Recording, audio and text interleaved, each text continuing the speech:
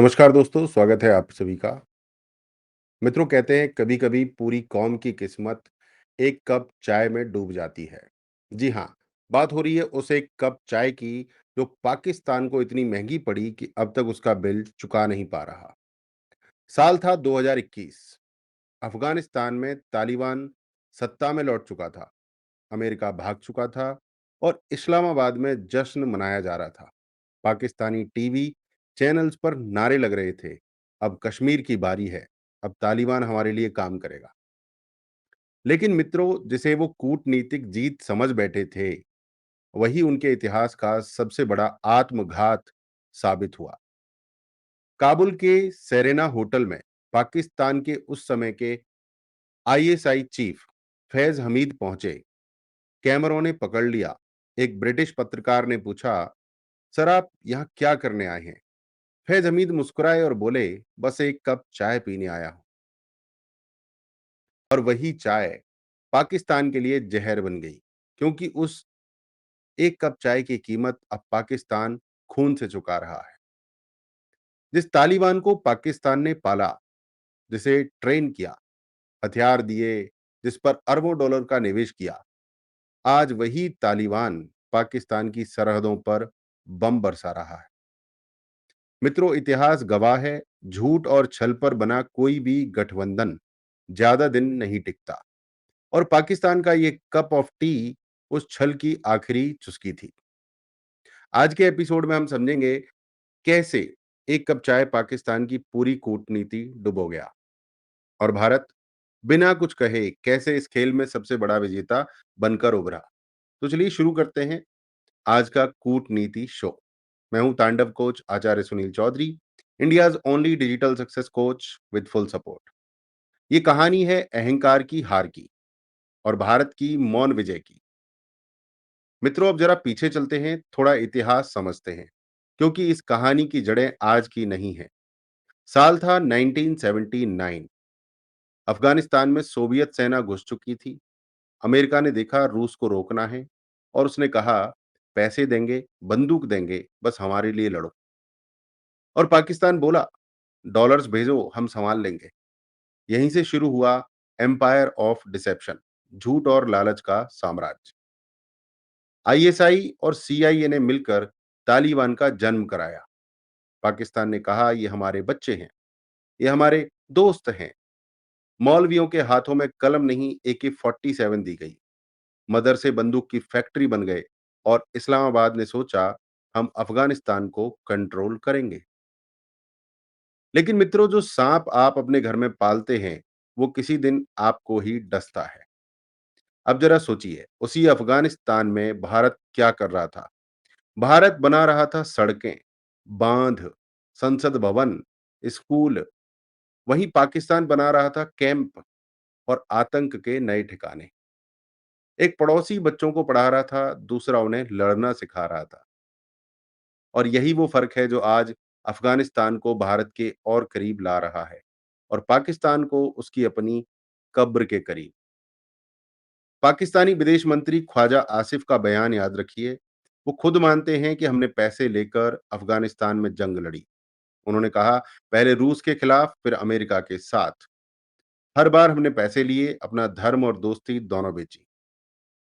मित्रों, यही है उस एम्पायर ऑफ डिसेप्शन की नींव, जहां डॉलर के बदले जिहाद बिकता है और जहां कूटनीति नहीं, धोखा शासन करता है। अब सवाल यह है, जब ये झूठ का महल इतना ऊंचा बन चुका था, तो इसे गिराने वाली पहली दरार कहां से आई? वो दरार थी वो एक कप चाय जो आईएसआई चीफ फैज हमीद ने काबुल में पी थी। अब देखिए कैसे उस एक कप चाय ने पाकिस्तान की पूरी रणनीति को चाय बना दिया। मित्रों, अब आते हैं उस एक कप चाय पर जो पाकिस्तान की किस्मत में जहर घोल गई। 5 सितंबर 2021, काबुल सेरेना होटल। तालिबान सत्ता में आ चुका था, अमेरिका भाग चुका था और पाकिस्तान के आईएसआई चीफ फैज हमीद बड़े गर्व से काबुल पहुंचते हैं। उनके चेहरे पर ऐसा भाव जैसे कोई विजेता अपने नए साम्राज्य का नक्शा देखने आया। कैमरे चल रहे थे, पत्रकारों की भीड़ थी। तभी एक ब्रिटिश पत्रकार ने पूछा, सर आप यहाँ क्या करने आए हैं? फैज हमीद मुस्कुराए और बोले, बस एक कप चाय पीने आया हूँ। मित्रों, इतिहास के पन्नों में कई बार छोटे वाक्य बड़ी तबाही की शुरुआत बन जाते हैं। ये भी वैसा ही वाक्य था, क्योंकि उस चाय की हर चुस्की में पाकिस्तान का भ्रम घुला हुआ था। भ्रम की तालिबान हमेशा उनका स्ट्रेटेजिक असेट रहेगा। भ्रम की अफगानिस्तान उनके इशारों पर चलेगा। भ्रम की अब कश्मीर फतेह आसान है, लेकिन हकीकत कुछ और थी। फैज़ हमीद जब सेरेना होटल में बैठकर चाय पी रहे थे, उसी समय तालिबान के भीतर एक नई सोच जन्म ले रही थी। हम किसी के मोहरे नहीं बनेंगे। और यही सोच पाकिस्तान के लिए आने वाले सालों में कयामत साबित हुई। चाय की उस एक बैठक ने पाकिस्तान के भीतर आग लगा दी, क्योंकि उसी दौर में इमरान खान ने तालिबानियों के 100 से ज्यादा आतंकियों के गुडविल जेस्चर में रिहा कर दिया। सोचा था दोस्ती पक्की होगी, पर वही आतंकवादी अब टीटीपी बनकर पाकिस्तान के अंदर बम बरसाने लगे। तो मित्रों, जिस चाय से इन्हें स्ट्रेटेजिक डेप्थ चाहिए थी, वहीं से मिला इन्हें स्ट्रेटेजिक डेथ। और अब सवाल ये है, जब तालिबान ने पाकिस्तान की चाय ठुकरा दी, तो उसने अपनी तलवार किस ओर मोड़ी? यहीं से शुरू होता है हेड्स पूरी कूटनीतिक आपदा का अगला अध्याय, जहां तालिबान टर्न्स ऑन पाकिस्तान। मित्रों, अब शुरू होता है वो अध्याय जहां पाकिस्तान का बनाया हुआ राक्षस अपने ही मालिक को निगलने लगा। वो तालिबान जिसे पाकिस्तान ने डॉलर, ट्रेनिंग और ठिकाना दिया, अब पाकिस्तान की ही सीमाओं पर हमला कर रहा है। ये कहानी सिर्फ एक गठबंधन टूटने की नहीं, ये एक भ्रम टूटने की कहानी है। पाकिस्तान सोचता था अफगान तालिबान उसका आदेश मानेगा और तहरीके तालिबान पाकिस्तान यानी टीटीपी भारत में बम फोड़ेगा। लेकिन हुआ इसका उल्टा। टीटीपी ने बम फोड़े, पर पाकिस्तान के अंदर, पेशावर, खैबर पख्तूनख्वा, यहां तक कि इस्लामाबाद तक आतंकी हमलों की गूंज सुनाई देने लगी। तालिबान ने साफ कह दिया, हम अफगानिस्तान की रक्षा करेंगे, किसी और की नहीं। और पाकिस्तान की सीमा पर ड्यूरंड लाइन पर अब तोपों की गड़गड़ाहट सुनाई दे रही है। मित्रों, ये वो सीमा है जिसे पाकिस्तान मानता है, पर अफगानिस्तान आज तक स्वीकार नहीं करता। और अब उसी सीमा पर स्ट्रेटेजिक डेप्थ की जगह स्ट्रेटेजिक डेथ लिखी जा चुकी है। पाकिस्तान अब दुनिया से कह रहा है, ये सब भारत करवा रहा है, क्योंकि जब अपने कर्मों की सजा मिलती है, तो इल्जाम दूसरों पर लगाना आसान होता है। अल जजीरा की रिपोर्ट याद कीजिए। पाकिस्तान अब तुर्की, कतर और अमेरिका को समझा रहा है कि हमारा तालिबान से झगड़ा भारत की साजिश है। लेकिन सच ये है कि भारत ने एक भी गोली नहीं चलाई, फिर भी पूरा खेल पलट दिया। भारत ने सिर्फ एक काम किया, सम्मान दिया, मदद दी और मौन रखा। जब पाकिस्तान बम भेज रहा था, भारत आटा भेज रहा था। जब पाकिस्तान साजिशें कर रहा था, तो भारत अस्पताल बना रहा था। और जब आप किसी राष्ट्र के दिल को जीत लेते हैं, तो उसकी जमीन अपने आप आपकी ओर झुक जाती है। आज अफगानिस्तान पाकिस्तान की बंदूक से नहीं, भारत के सम्मान से जुड़ा है, क्योंकि भारत ने दोस्ती की भाषा सिखाई और पाकिस्तान ने सिर्फ धमकियां दी। मित्रों, ये वही पल था जब पाकिस्तान की कूटनीति धराशायी हो गई, क्योंकि दुनिया ने देख लिया कि जो देश अपने पड़ोसी को बारूद देता हो, वो कभी शांति का नेतृत्व नहीं कर सकता। और यही वो क्षण था जब भारत ने बिना एक शब्द बोले अपनी साइलेंट विक्ट्री दर्ज की।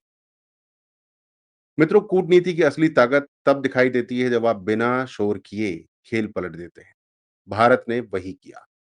जब पाकिस्तान तालिबान के लिए बारूद भेज रहा था, भारत ने मानवता भेजी। जब पाकिस्तान अफगानों को धमका रहा था, भारत ने सम्मान दिया।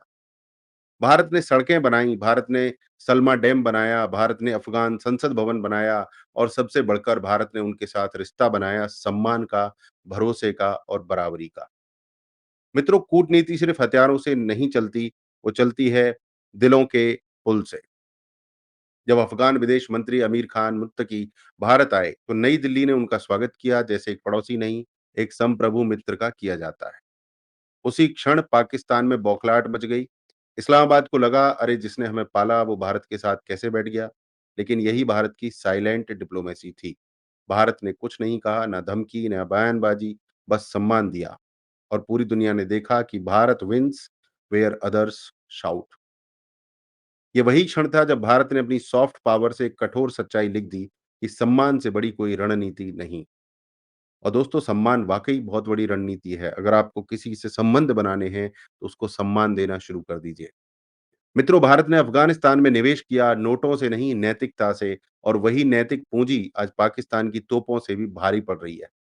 भारत ने जो हथियार इस्तेमाल किया उसका नाम था संस्कृति।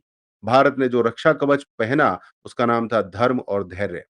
और जब दुनिया ने देखा कि भारत बिना धमकी, बिना गोली अफ़गानिस्तान के दिल में जगह बना रहा है, तो सबने समझ लिया कि real power is silent power. मेरा मानना है जब राष्ट्र अपने धर्म, संस्कृति और मूल्यों से नीति बनाता है, तो उसका प्रभाव बारूद से नहीं ब्रह्म ज्ञान से होता है। और अब जब अफ़गानिस्तान भारत की ओर देखता है, तो सिर्फ उसे एक सहयोगी नहीं, विश्वसनीय मित्र दिखाई देता है। और यही है भारत की साइलेंट मास्टर स्ट्रोक, जो गोली से नहीं गौरव से जीती गई। मित्रों, कूटनीति यानी सिर्फ दूतावासों और दस्तावेजों की भाषा नहीं होती, ये धर्म और अधर्म के बीच की सूक्ष्म रेखा को पहचानने की बुद्धि होती है। और आज इस अफ़गानिस्तान पाकिस्तान की कहानी ने एक गूढ़ सत्य फिर से उजागर किया कि जो देश झूठ, छल और हिंसा पर अपनी नीति बनाता है, वो अंत में अपने ही पापों की राख में दब जाता है। पाकिस्तान ने सोचा था वो अफ़गानिस्तान को स्ट्रेटेजिक डेप्थ बनाकर रखेगा, लेकिन उसे मिला स्ट्रेटेजिक डेथ।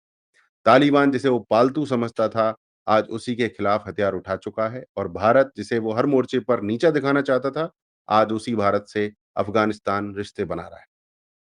मित्रों, ये वही क्षण है जहाँ कर्म का सिद्धांत अपनी पूरी चमक में दिखाई देता है। आप जैसा बोते हैं, वैसा ही काटते हैं। पाकिस्तान ने हिंसा बोई थी और आज भय काट रहा है। भारत ने सम्मान बोया था और आज प्रतिष्ठा काट रहा है। मेरा मानना है दुनिया के किसी भी कोने में जो राष्ट्र अपनी नीति को धर्म, सत्य और आत्मसम्मान पर टिका देता है, वो अंततः विजेता बनता ही है। कूटनीति का अर्थ केवल राजनीति नहीं, कूटनीति का अर्थ है धर्मयुक्त विवेक। और यही विवेक भारत को आज विश्व की सबसे बड़ी मोरल सुपर पावर बना रहा है।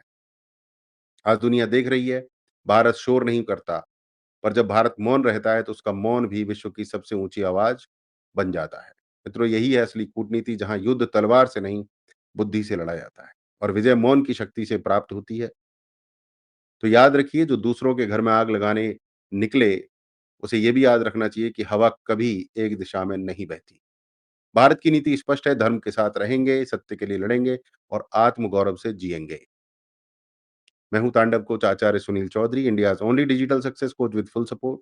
धन्यवाद मित्रों, जुड़े रहिए कूटनीति शो के साथ, जहां ज्ञान है, गौरव है और भारत की आत्मा की आवाज है। जय सनातन, वंदे मातरम, भारत की विजय सदैव रहे। नमस्कार।